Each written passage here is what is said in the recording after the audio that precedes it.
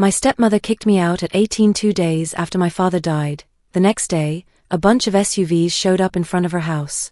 Before we begin, make sure to like and subscribe, and also, drop a comment below. What's one life lesson you think everyone should learn before it's too late? Share your thoughts, thanks. My mom died when I was 10, and honestly, my dad tried his best after that. He really did. He'd make chocolate chip pancakes every Sunday morning, slip encouraging notes into my backpack, and I'd catch him crying in the garage when he thought I wasn't looking. Dad was shattered by losing mom, but he was still my dad, you know? That's when Linda entered our lives. I was 14 when she showed up at our front door with her bright red lipstick and those fake smiles that never quite reached her eyes when she looked at me. Dad thought she was this amazing, caring woman. And to be fair, she put on quite the performance for him. But I saw right through her act. Her kindness always came with strings attached, and somehow, I never qualified for any of it. Still, I tried to be supportive. Dad deserved happiness after everything he'd been through with mom's cancer battle. He'd earned the right to smile again. When Dad collapsed from that massive heart attack 5 years later, it felt like my entire world crumbled in an instant. No warning signs, no chance to say goodbye, just gone. I was 19, fresh out of high school, still figuring out basic adult stuff like scheduling my own doctor appointments, and suddenly I was completely alone. I hadn't even had time to process my birthday the week before because we were planning Dad's funeral instead. The funeral service hadn't even ended when Linda started treating me like an unwelcome houseguest in my own childhood home. She moved through the house like she owned every inch of it, tossing Dad's Sports Illustrated magazines and replacing our family photos with her personal collection. I caught her one afternoon, literally scrubbing Dad's name off our mailbox with steel wool. When she noticed me watching from the window, she didn't even have the decency to look embarrassed. She just rinsed the brush in her bucket of soapy water and kept going. "Molly," she said, her voice sharp as broken glass. "You're not really family anymore, are you? Time to find your own place." I didn't argue with her. What would have been the point? So I packed everything I owned into 2 duffel bags. A few pairs of jeans, some t-shirts, my beat-up Converse sneakers, toiletries, and my acoustic guitar, the one Dad bought me for my 16th birthday. As I walked past the coat closet, I saw Dad's old Yankees jacket still hanging there, and I couldn't bring myself to touch it. Not yet. That night, I crashed on my best friend Sarah's couch in her apartment near downtown Denver. "Of course you can stay here, Molly," Sarah said without hesitation. "Mi casa es su casa, right?" She left me a fuzzy blanket and a bottle of water on the coffee table. We didn't need to talk about it. She understood what I was going through. I lay there staring at the ceiling fan, my hands pressed against my chest to keep myself from falling apart completely. The grief wasn't loud or dramatic. It was heavy, like carrying concrete blocks in my ribcage. But before I closed my eyes, I made one phone call to Dad's older sister, Aunt Rebecca. She answered on the second ring and made all the right shocked sounds as I told her everything. I can't remember exactly what I said. I was pretty much word vomiting through tears. But I remember the long silence on her end afterward.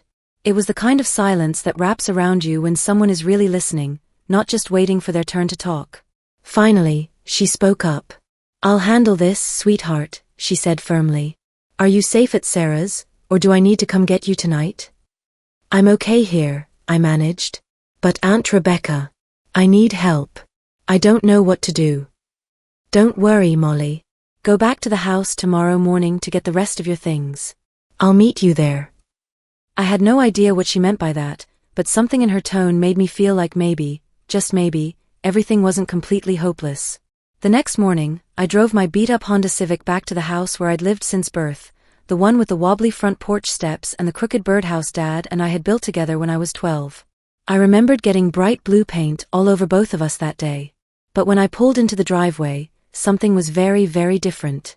5 black Cadillac Escalades sat parked along the curb like we were filming some kind of FBI raid. 2 men in dark suits stood by our front door. One kept checking his Apple Watch, the other stood so still I had to watch for him to blink just to make sure he was actually human. My heart started hammering against my ribs. Had Linda called some kind of security company to keep me out of my own house? I got out of my car, shoulders tense, and rang the doorbell like I was visiting strangers. The door swung open, and there was Linda, looking pale as a ghost and about as steady as a house of cards in a windstorm.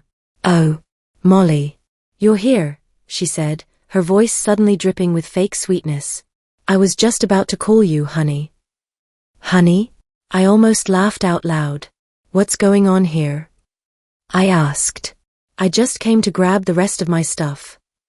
Before Linda could answer, Aunt Rebecca appeared in the doorway behind her, wearing power heels that clicked across the hardwood floor and a charcoal business suit that probably cost more than my car. She was carrying a thick manila folder. Perfect timing, Aunt Rebecca said with a smile that could cut diamonds. Come on in, both of you. My legal team is already set up in the living room.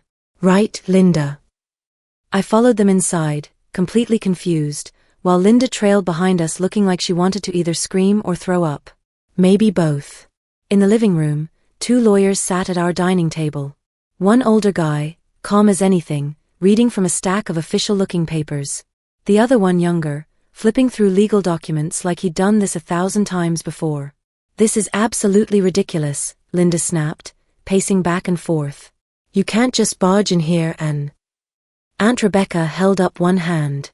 Sit down, she commanded. Stop talking, Linda. Let's not make this more complicated than it needs to be. Linda sat. Barely.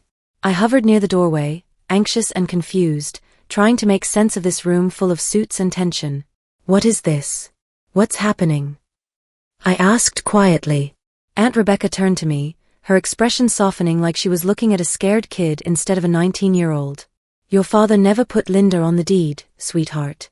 He placed this house and all the property into a trust, in your name, Molly. He set it up right after your 18th birthday, Aunt Rebecca continued. He just didn't want Linda to know about it. But he never got the chance to explain it to you because... Her voice caught slightly, because he wasn't supposed to leave us so suddenly. This was something he planned to tell you much later in life, sweetie. You mean, the house is actually mine? I whispered. I remembered my 18th birthday party last year. Dad had looked at me with such pride when I told him I was taking a gap year to figure things out. He'd smiled and said he understood, that I should take my time. I had no idea he was planning for my future, a future he somehow knew might not include him. Aunt Rebecca had only remembered the trust when Linda started making moves, and she knew she had to act fast. That's impossible, Linda said with a harsh laugh. Michael would never do something like that without telling me. One of the lawyers slid a folder across the table toward her. This is a certified copy of the trust documentation, ma'am, he said calmly. You were allowed to live here temporarily under the terms of the trust, but now that the beneficiary has come of age and requested your removal, you no longer have any legal right to remain on the property. You can't just kick me out, Linda sputtered. You have exactly 1 hour to collect your personal belongings, the younger lawyer added. After that, anything left behind will be considered abandoned property. I felt like I couldn't breathe. The air in the room was thick and electric with tension. The house where I'd learned to ride a bike, where Dad taught me to make his famous barbecue ribs, where I'd cried over my first heartbreak, it was mine? This isn't over, Linda said, standing up and shaking. One of the lawyers handed her a checklist. Personal clothing and toiletries only. Nothing else. A man in a black suit moved to stand by the staircase, arms crossed, watching everything. Who are all these people?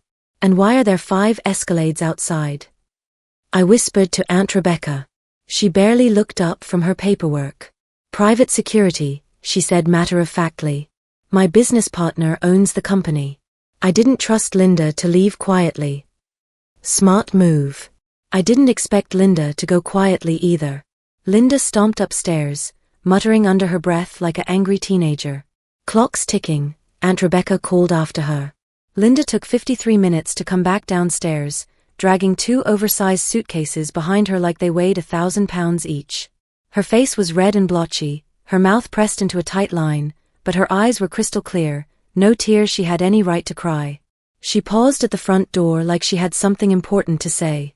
Maybe an apology, maybe some final insult to make herself feel better about the whole situation. But she didn't say anything. She just shook her head, looked down, and walked out into the bright Colorado sunshine like a ghost. One of the black Escalades followed her slowly down Maple Street until she disappeared around the corner. I stood in the doorway watching her go, then walked straight into the kitchen where Dad used to make his weekend omelets.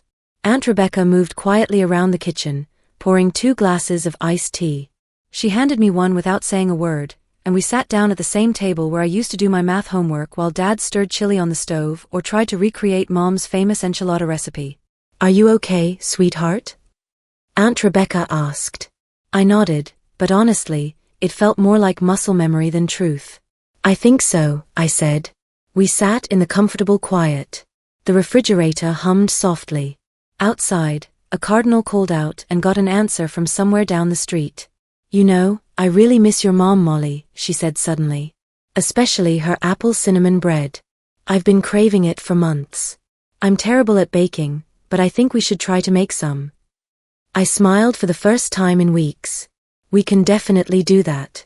Dad kept all of Mom's recipes in that old wooden box by the coffee maker. We found Mom's recipe collection and started baking.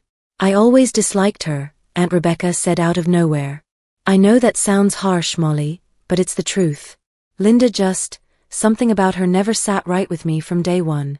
She tried to rearrange my kitchen the first time she came to Thanksgiving dinner. But your dad, I guess he saw something in her that we didn't. Or maybe he didn't want to see what we saw." I mixed the cinnamon into the batter and nodded slowly. "I get that," I said. "Why didn't Dad tell me about the trust?" "Because he knew Linda would try to manipulate the situation if she found out. And honestly, darling, I think your father believed he had more time with you," Aunt Rebecca continued, measuring out flour. "His heart attack came out of nowhere and robbed him of that conversation. He trusted me to protect what was already yours when the time came." I nodded, feeling the weight of understanding settle over me. I should have stepped in the moment Linda started her nonsense after the funeral. But I was grieving too, sweetie. I froze when I should have acted. "Thank you," I whispered, chopping walnuts for the bread. "You saved me, you saved my home." Aunt Rebecca reached over and squeezed my hand. "You were never going to stay down for long, Molly. You were named after your great-grandmother, Margaret. You're the great-granddaughter of the woman who built her own house during the Depression and never took garbage from anybody." After we slid the bread into the oven, we waited on the back porch, breathing in the scent of Mom's recipe filling the house again. It wasn't quite as perfect as Mom used to make, but it gave us the comfort we desperately needed. That night, I slept in my old bedroom for the first time in days. I didn't unpack everything right away. The walls still had tiny holes from posters I'd taken down years ago, and the corners smelled faintly of vanilla candles and old books. I opened my closet, half expecting it to be empty, but there it was, a plastic storage box of childhood memories that Dad had never let Linda throw away.